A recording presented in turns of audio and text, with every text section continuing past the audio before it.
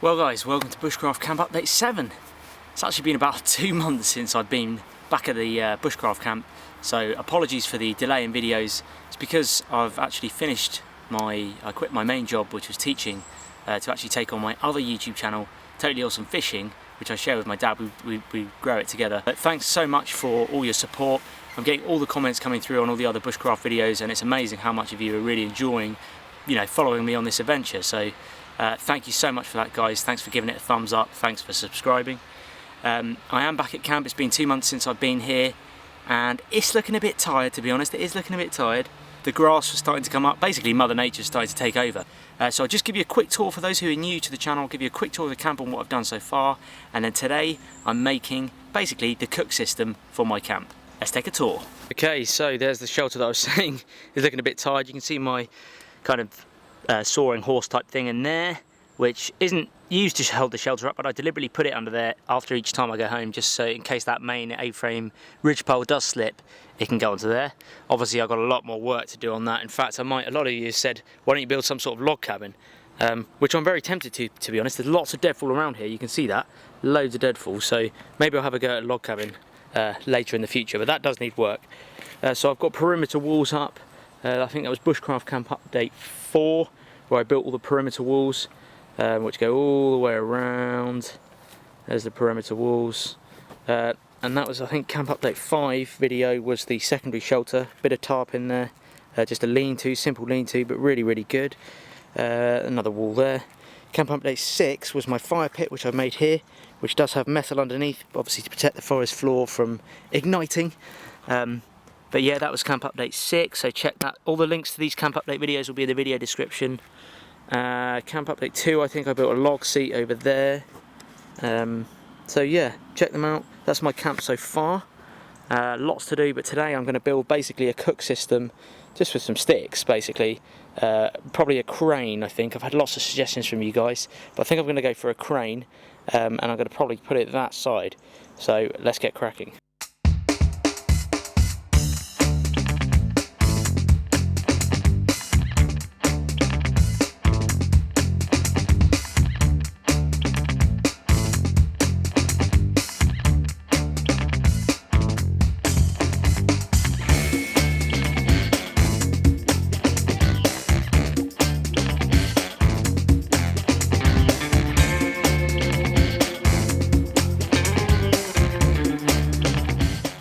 All I'm doing here is just testing the sticks before I cut them to length, just to see that the crane itself can rotate, which is hopefully what it will do once I've processed these properly.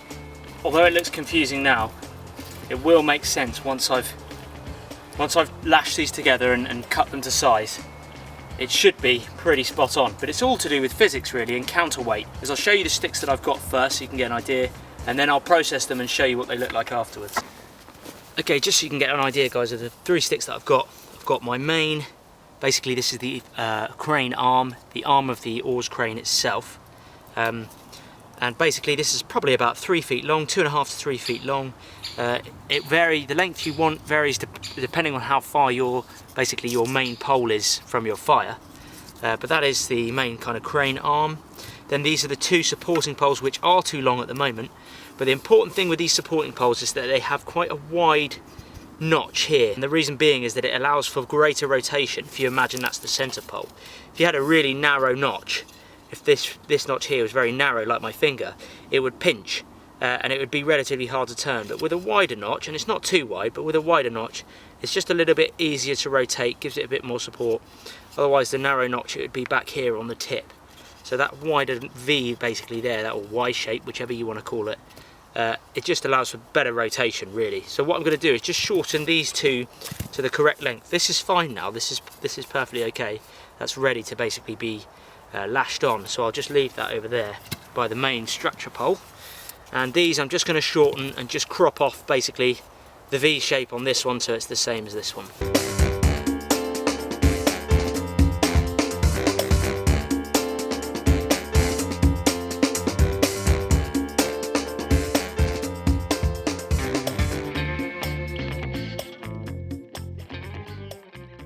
Okay, so this is basically the support for the crane itself. It's just a cross section just to help keep the crane sturdy. And all I've done is I've basically got two kind of Y-shaped shoulder joints, found where a shoulder joint is on a tree, on some branches. I've got two Y-shaped sections, and I actually basically whittled away. You can see there I sort of thinned out and flattened each side of the stick so they'd meet a bit better and it's a bit more flush. And then I whipped it over with some really cheap garden twine. It's about 50p for 100 meters or something, and I've just whipped over there, lashed it all together, and that's really sturdy now. I can't twist that. I can't, I can't move those sticks at all. So all I need to do now is then attach just one end of this to the actual crane itself, and then we should be ready to go.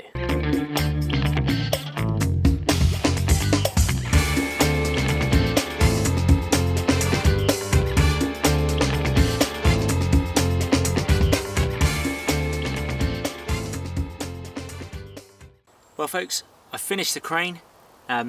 Actually there's a few kind of things I did along the way that have actually surprised me, to be honest, that have worked out really well. I'm going to take the camera off the tripod now and just run you through basically each thing I've done, and just give you the lowdown on basically the oars crane, or my modification of the oars crane. Okay, here is the crane. So let's start with the main stake. I've put a stake in which is about up to my waist, just below my waist, that main stake there. And all that does is, obviously, that is the support for the crane. That goes about 1.5 feet into the ground. I just chiseled off a point with the axe, and that's obviously, I wanted it to go deep because it's very rigid. I needed it to be really stable. Okay, and from this main centre pole, I've obviously got my main, this is my main crane. This is the main part of the crane here, and that comes out, and if I step back you can see that that comes out all the way almost to the edge of the fire here. So it's a good 3 feet long, and I wanted it to come beyond that fire because then I've got different, when I put a pot hanger on there I can put it at different, I could put it to the edge, put it closer there, and I just know that the way the physics works, it's easier to have basically a 3 to 4 inch, stupid person, 3 to 4 foot crane, just to help when the weight goes on there, it pushes the weight back there. That's how the crane works. So I'll show you that in a bit when I've got a pot and the fire going.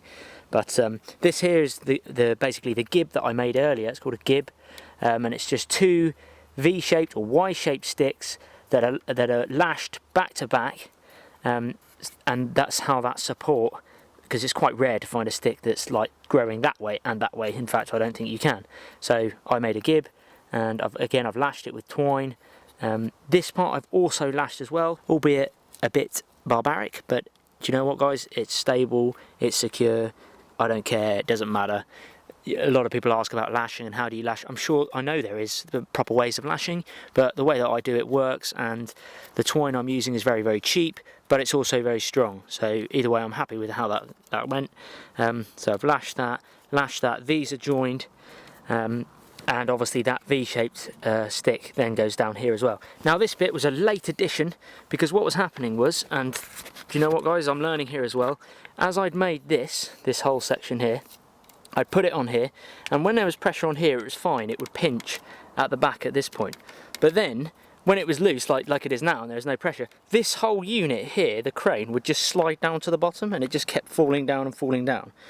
So I sat and thought, right, let's have a think about this. I sat down, had a think, and then I thought, well, if I lash a stick here, then it's gonna, and you can see this through the V, it's gonna stop this section falling all the way down to the bottom all the time, which is not what you want when you've got a pot hanging over the fire. It's just gonna fall in the fire. So I lashed this stick here, and as you can see I lashed it top end, bottom end, and that you can see just rests on there. It's not gonna slide down any further. But through doing this, if I come around this side, it's actually pretty cool, because what happens is, as I rotate the crane here and I push it away from me, just watch what it does down here. It curves up and it actually just sits like that, which I thought was really cool. So that was through no fault of my own, I just generally just did that, but it's pretty neat. It's like a little proper machine there. It just goes up to the side, twists up, and that keeps it out there and my crane's out the way. And then if I roll it back, it can come this way as well. So I can do this the other side as well. I can go all the way up this side, and you can see down here, the stick just rides up, and then that's as far as I wouldn't need to push it any further, and it gets my crane out the way. So I'll show you again from this side. It's really handy because obviously when you're starting a fire and you want to get a fire going, the flames can come up really high sometimes because you want to obviously get it going, especially if you're doing a long-term fire. Now obviously those flames, if they come too high, they'll end up burning the crane stick, and you're just left with nothing. Then I've got nothing to hang my pot from. So by making a crane, and this is the oars crane, or a modification of the oars crane, I'm obviously able to then twist this out the way, move it over here, and then I can have my fire, I can get my flames as high as I want, I'll let the embers burn down, and then I can get the crane, pick it back, swing it back round, and then it's all level and it's ready. The other thing that I did with the oars crane, obviously it can rotate to the side like this, but the way I've made it also, if I'm not at camp and I'm worried about maybe someone breaking this, or you know, it just deadfall falling from trees above and snapping it, I can actually just lift this straight off, and then it just leaves the main sort of centre pole there for the crane, and I can protect this, I can keep it dry, put it in a shelter, you know, things like that. It's just a bit more portable. So that just sits over the top like this, and then the crane's ready to work again. So all I need to do now is get myself a pot hanger and boil up a cup of soup.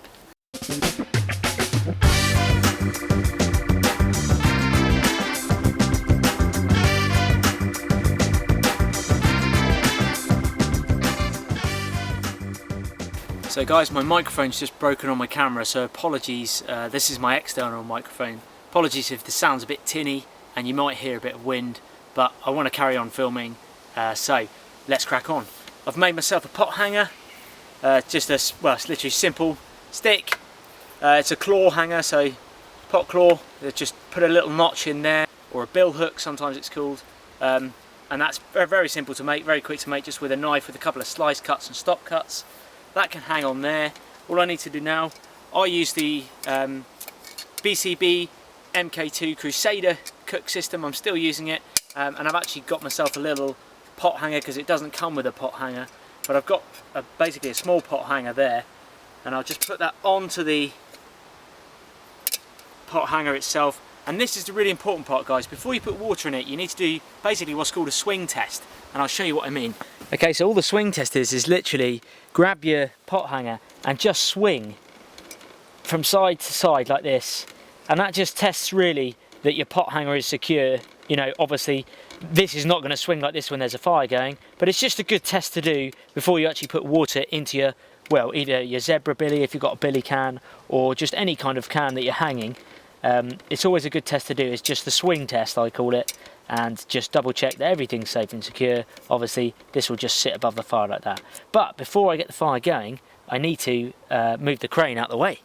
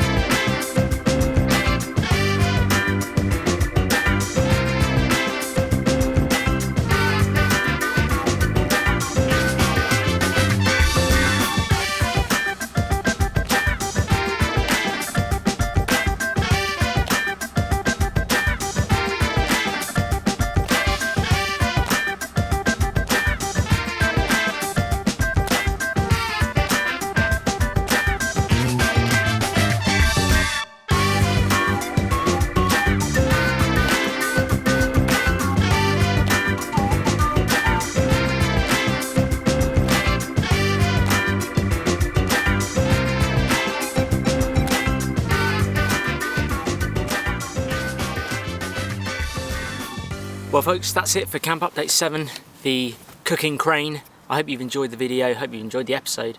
I know there wasn't much kind of glitzy editing like I've done in the previous ones. Just thought I'd go for something a little bit different and come straight into the camp and crack on with it. But let me know what you think. I hope you've enjoyed the episode. Hopefully you guys have learned something. I learned new things every time I'm doing something. I learn something new. So hopefully maybe you've taken 1 or 2 tips from this video. I'm not a bushcraft expert, guys. I'm literally just a guy going out in the woods and just teaching myself things. I read books, magazines, things like that.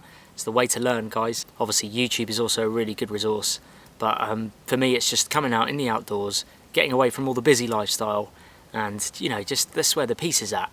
There's no people around, it's just me, the camp.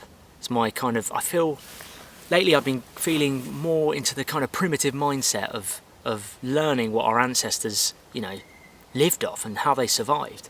So I think it's a really key thing, and I don't want to lose that skill of survival, but not all this kind of gadgetry survival. I'm starting to go towards the kind of primitive survival things, and I guess bushcraft can really cover that, that element. Hopefully you'll be able to go through the playlist and see some of the other bushcraft videos that I've done, all the other camp update videos. I'll put everything you need to know in the video description. Please also subscribe to our other YouTube channel, Totally Awesome Outdoors, Totally Awesome Fishing, and that's where I go with my dad and we do lots of fishing videos, give lots of tips. That's our main channel. It's going really well. But thanks so much for the support, guys. Thanks for hitting the thumbs up, thanks for hitting subscribe, and I'll see you in the next camp update video.